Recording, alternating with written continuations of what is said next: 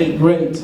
I know we have just a couple of minutes to say this. This is a huge, and okay, this is a huge topic to talk about, so I'll try to do it as fast as I can.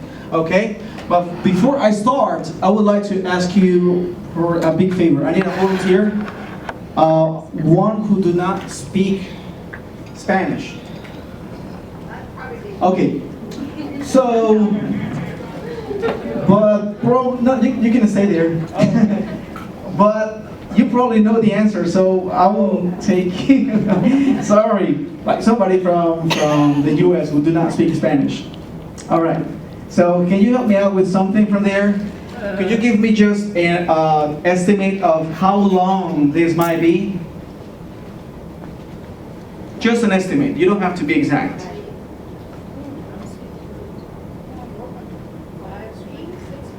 6 feet. Okay, great. Can you tell me the same thing, how long this is in centimeters or meters? No? Okay. Don't worry, because I don't know about feet. I mean, I would say that's pretty much like 2.5 meters. But I wouldn't say that in feet. I don't know how, I don't even know how tall I am in feet. I'm not tall, but I don't even know how to measure things in feet. Now, the other question that I have is, what do you wear when it is okay, sandals, right? And what about the ones who do not speak Spanish? When it is 40 Celsius outside, what would you wear? If you know, yeah, 40 would be really hot, right? Now, these differences that we have, depending on the place where we grew, are things about measuring, about temperature, right? Because we might have the same concept of measuring and temperature, but the way we handle that or the way we approach that is differently, right?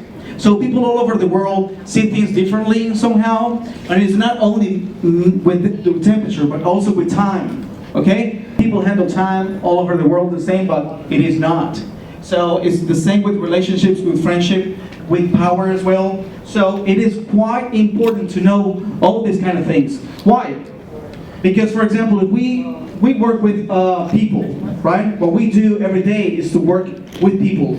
And what we do is educate them, all right? It's not only something about the language part, but we are educating these kids that we are there. And we also have, team members, and we have also, other people we talk to every day. So it is very important to know about all these differences.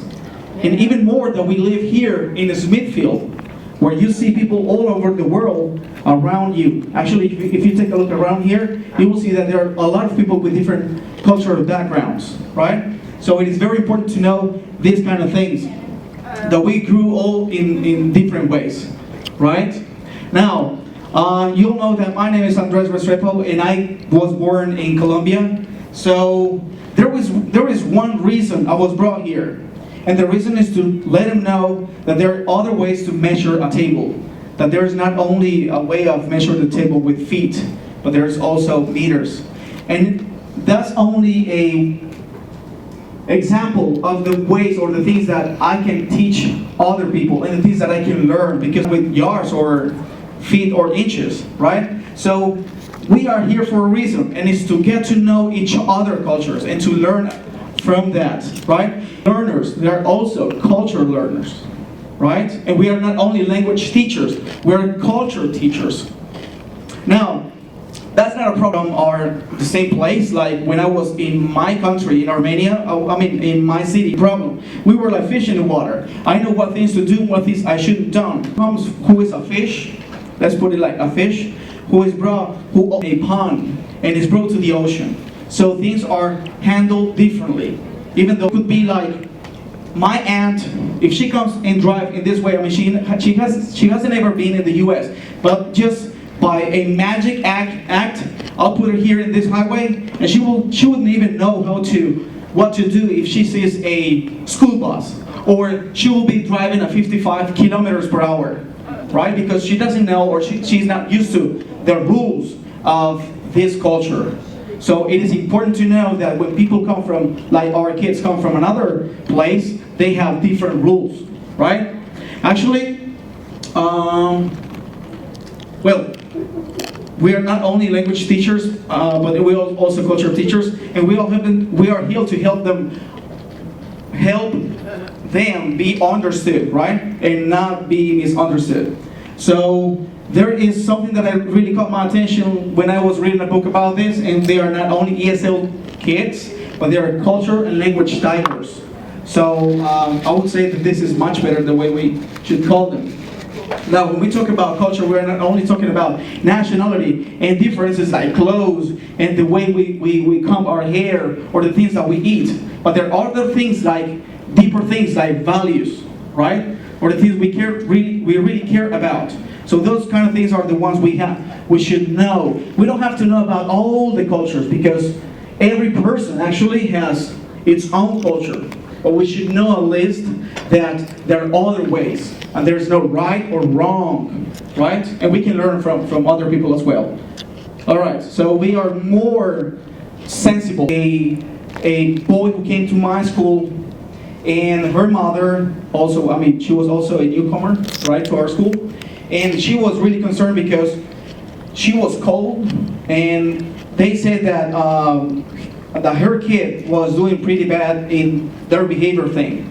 So she came here and she said, well, when he was in Puerto Rico, he didn't have any behavioral problems, right? Because again, where he was swimming was a pond. Now he's in another kind of water. So I knew about that. So I let her know that it's not because they're seeing that he was misbehaving, but the rules were different. Now,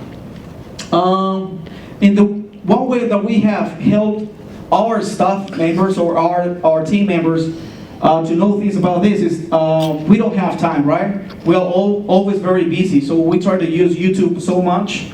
So we have shared some videos about, well, how to handle the ills or things about culture as well. I have actually made a comparison between Colombia and the United States, some things that we might take for granted, like the way we approach somebody, right? And they are really, that's something that is really important when we get to communicate with people. Also about time, relationships. What we do in our school is not only teaching a language, but we also help our team members translate and interpret things. But it's not only because I know how to speak English and Spanish, but it's because I know or I'm aware of the differences in the culture, right? So actually, like last week, we were in a meeting and I couldn't stand it and I had to say that.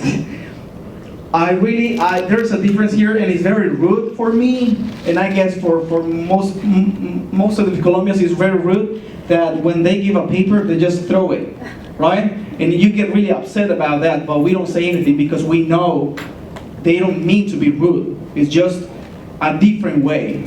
But if I just don't care about the culture thing and I don't know about that, I will take that as a rude act, right?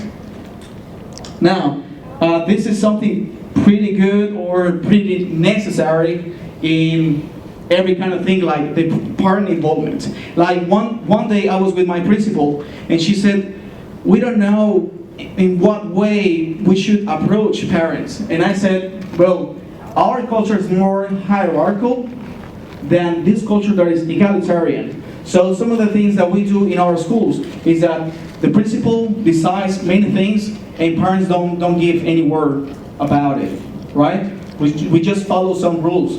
Now, things are handled here differently, so we have to be aware of those differences so we can act better. Well, thank you so much.